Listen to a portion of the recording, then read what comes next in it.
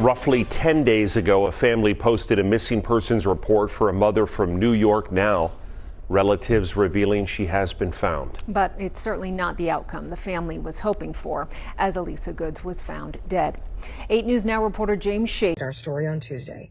She was in Vegas. They'd confirmed through surveillance video that Alisa did get to the CVS and that she left. I was texting with Kristen that, some people had reached out to me from Vegas who wanted to help with the search. Picture this. A 63-year-old grandmother of 5 gets on a bus to run a simple errand, pick up her medication. That's it. That's the whole plan. And she never comes back. Not that day.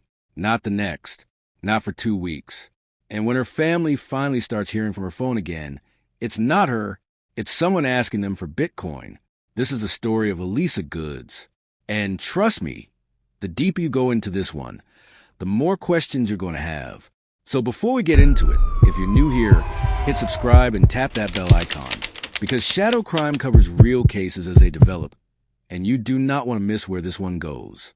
Your support genuinely helps us keep digging into stories like this one and giving families like the Goods family the attention they deserve. Okay, let's get into it. Alisa Goods, everybody calls her Lisa, was a grandmother of 5, originally from Newark. She'd built her life in New York City. She was the kind of woman who traveled to see the people she loved. And one of those people was a close friend named Roger John, someone she'd known for years out in Las Vegas.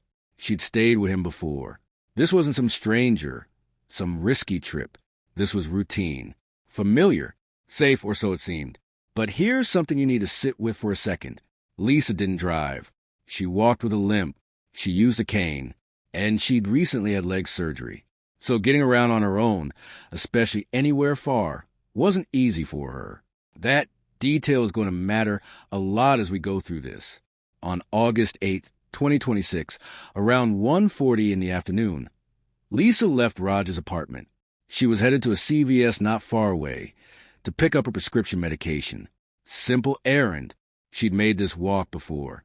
Nothing about that day should have been unusual. She never made it back. Her family says she was seen at the CVS. The manager confirmed it. She was also seen at another store nearby, picking up a few things, magnesium pills, some water, and then nothing. No calls, no texts, no sign of her at all. Roger noticed something was wrong that same evening, but it wasn't until 2 days later, August 10th, that he filed an official missing person report with Las Vegas police. Now, put yourself in the family's shoes for a second. Your mother, your aunt, someone who walks with a cane and just had surgery on her leg, is suddenly unreachable in a city she doesn't live in. That's not just worry. That's the kind of fear that sits in your chest and doesn't leave. And that fear was about to get a whole lot worse. Roughly 10 days ago, a family posted a missing persons report for a mother from New York. Now, relatives revealing she has been found. But it's certainly not the outcome the family was hoping for, as Alisa Goods was found dead. 8 News Now reporter James Schaefer with where she was discovered, what message her children in grief are sharing. We first told you about Goods back on Saturday, back when she was last seen going into the CVS over my shoulder here at Harmon in Paradise. The questions her family was asking spurring national attention. Now it appears as though we have an answer about what happened. My aunt, when she comes through, she's like a superstar. People gravitate towards her. Alana Calloway, surrounded by family, mystified by just how her aunt, 63-year-old Alisa Goods, went missing while on a trip to Las Vegas. She's never met a stranger. She has such a welcoming and warm personality and just filled with so much love. It would be on August 8th. Goods was last seen near Paradise in Harmon, going to this CVS to pick up some iron supplements while on vacation visiting a friend. Kept texting and calling and texting and calling. No response. That friend, Roger John, who met Goods 9 years ago, he being among the first to notice something was amiss. And I was like, she should have been home already. But I didn't think much of it because sometimes, she go out and she shops, she stays out.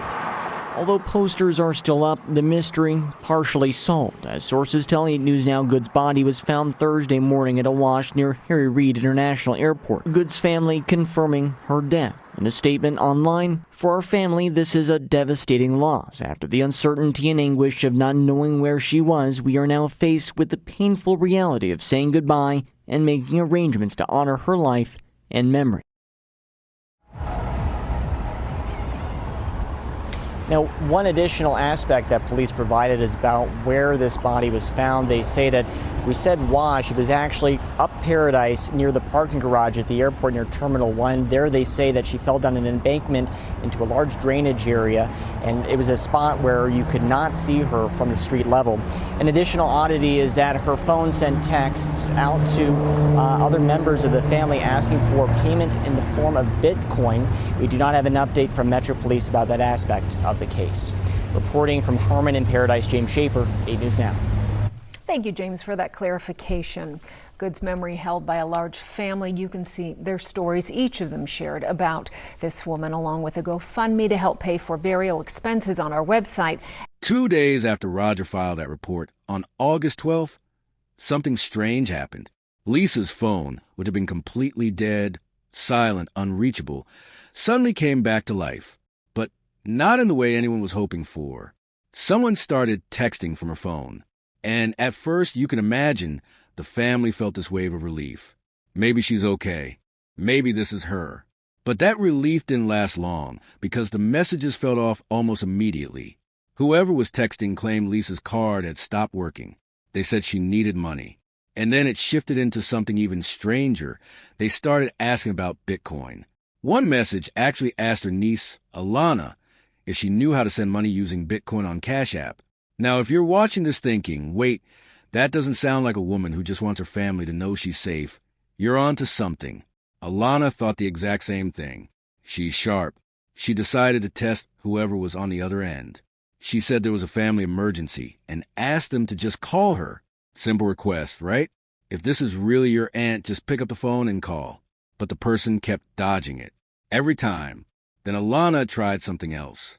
She mentioned that someone named Kelly was going to wire money. Here's the thing, though.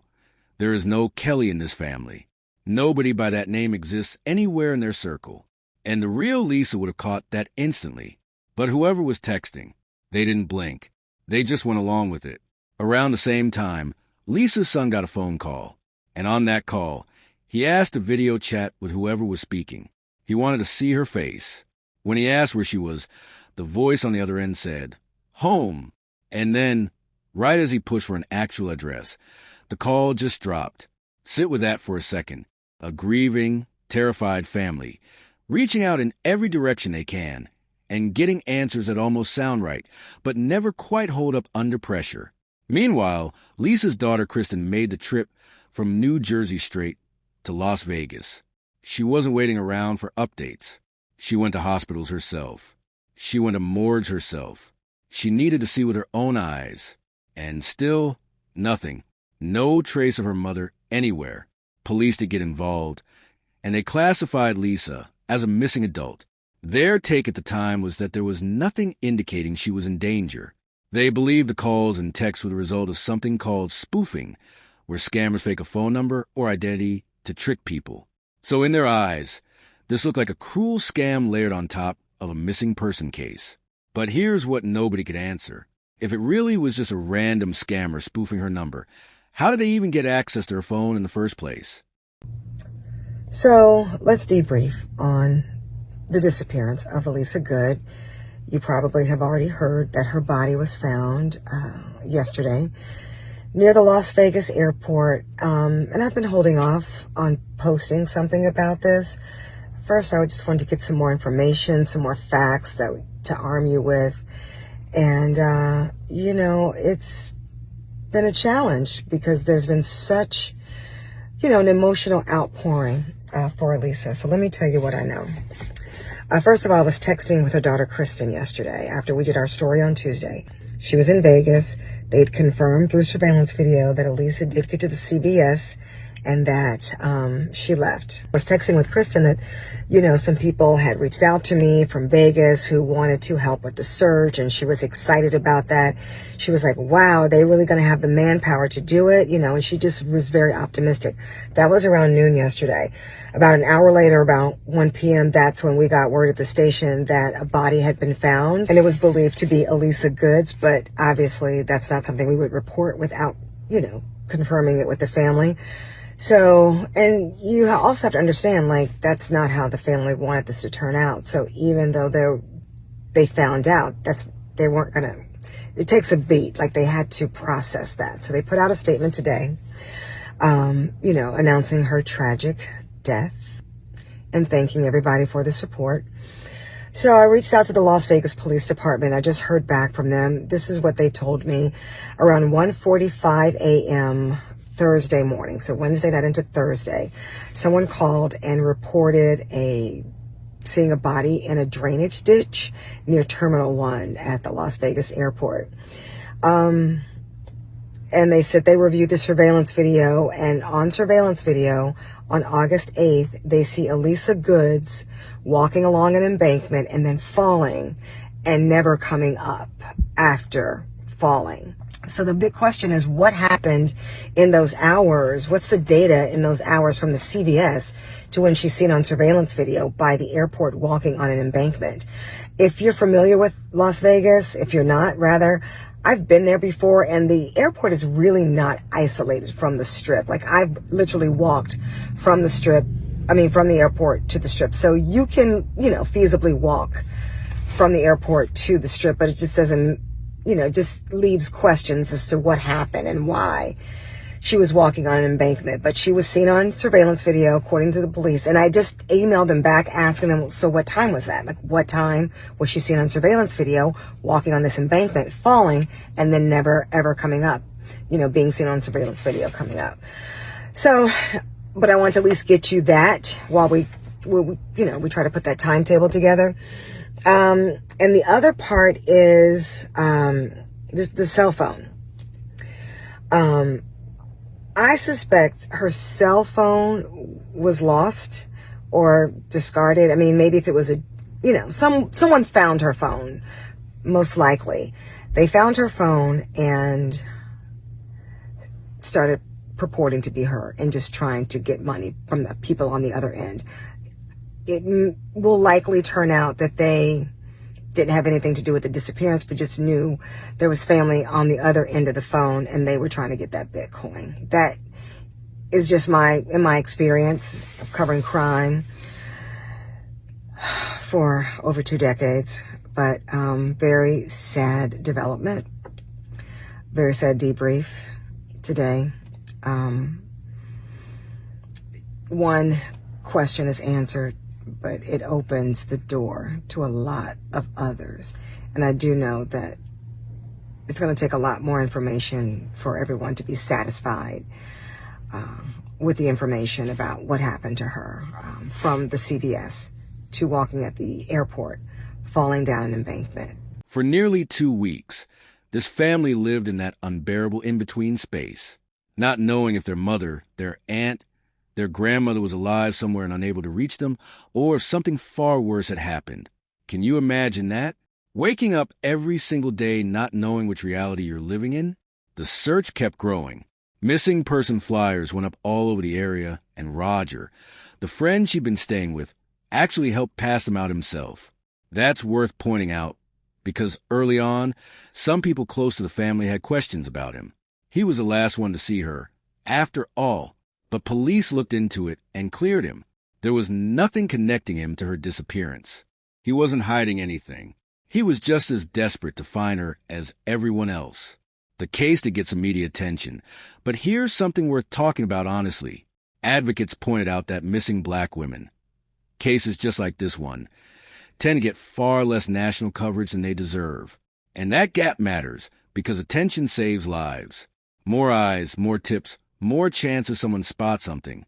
So if you're still watching this, you're already part changing that.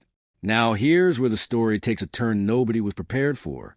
Investigators eventually pulled surveillance footage from the day Lisa disappeared, August 8th. And that footage showed something no one expected. A woman believed to be Lisa near Harry Reid International Airport that same afternoon. Not near the CVS. Not near Roger's apartment. The airport. And the footage showed her falling down an embankment, getting back up, and then collapsing. Let that sink in for a second. This is a woman who just had leg surgery, who used a cane to get around, who walked with a limp, and somehow she ended up alone near an airport embankment, falling, struggling back to her feet, and then going down again. How does someone in her condition end up there? That area isn't close to the CVS she was walking to. It isn't close to where she was staying. So what happened between her leaving that store and ending up near that airport? Early Thursday morning, August 20th, around 1:45 a.m., authorities found a body near Terminal 1 at Harry Reid International Airport. It was in that same area the surveillance footage had captured. The wait, the searching, the hoping, all of it led to this moment. And on Friday, Lisa's niece Alana confirmed it publicly. She said their hearts were broken, that they'd been notified their aunt was found, but not in the way they wanted. She said words honestly couldn't describe what the family was feeling. Police still have not released the cause or manner of death. And that phone, the one that was texting the family, asking for Bitcoin, dodging every phone call, claiming to be home, nobody has identified who was actually behind it. Family has been vocal. We've heard from them. They've talked to our news team. They were out in Vegas as the search, which stretched. Today's day 13 since she was last seen. And now this update, which is, of course, as you mentioned, Haley, nothing any family would want to hear. So just to kind of take you back, the woman was out there visiting a longtime friend. She was last seen on her way to a store, possibly a CVS. Later, the family, they had been calling her phone. They said that there was some communication via text. So they never got her on the phone, but we're looking at some of those text messages, which were given to us by the family. And essentially, it's an attempt to get money via Cash App, Bitcoin. So now the main update in the story is that reports are saying she was found, the family confirming this. We have a statement from the family. If we could pull that up. Our hearts are broken. We were notified that my aunt was found, unfortunately not the way we wanted her to be. This is an unimaginable time. Words cannot describe the pain our family is experiencing right now. So this is a piece of the statement from the family. They also said, I have it here in front of me in full. We're still trying to learn the details surrounding her death. We ask for continued prayers and privacy as we grieve. It's a heartbreaking story, but it's also so disturbing that someone had her phone and was texting, asking for money through her phone number. I mean, I can't even. So a lot of questions. And of course, there's an ongoing investigation. The family felt, and I got to put this in context because we often hear this from families covering stories like this, that maybe the search wasn't aggressive enough. Our news team right now, our desk is trying to get in touch with law enforcement in Las Vegas. This is the kind of thing that still has a lot of moving pieces in terms of a lot of questions. This is a story that they're covering extensively in that area, missing woman. But of course, it's local for us as well because she was from here. Yeah. But, it's the summer. A lot of people vacation in the summer. They leave the tri-state. And what you hope is that your family member comes home. So this is obviously an extreme tragedy for this family. And again, a lot of questions. But the family did not believe that she was the one communicating with them. So the family wants from to the know. get-go. Well, with the text messages. So again, a lot of questions. This is just breaking in our newsroom. So we're working to get some more details. And I'm going to handle this for 4, 5, and 6 for TV. And I know Robert Moses has also been covering this. Yeah. And he spoke with Alisa's niece and said that she had visited this friend multiple times before. Yeah. This wasn't like It's a longtime friend. This is a longtime friend. And then he must also be disturbed and freaked out. She leaves to go to the store and like you have a visitor from out of town and is found near, you said, the airport. Yeah, Okay. That's what they're saying. So Harry Reid International Airport, that's the main airport. As you can imagine, a lot of tourists move out of Harry Reid. Also, a lot of locals. So a lot of questions for sure. A lot of questions. All right, Stephanie, thank you so much. So let's just sit with where this case actually stands right now, because there's still so much we don't know. We know Lisa left that apartment on August 8th to run a simple errand. We know she made it to the CVS. We know somewhere after that, she ended up miles away near an airport, a woman who could barely walk without a cane, alone, falling, getting back up, and falling again.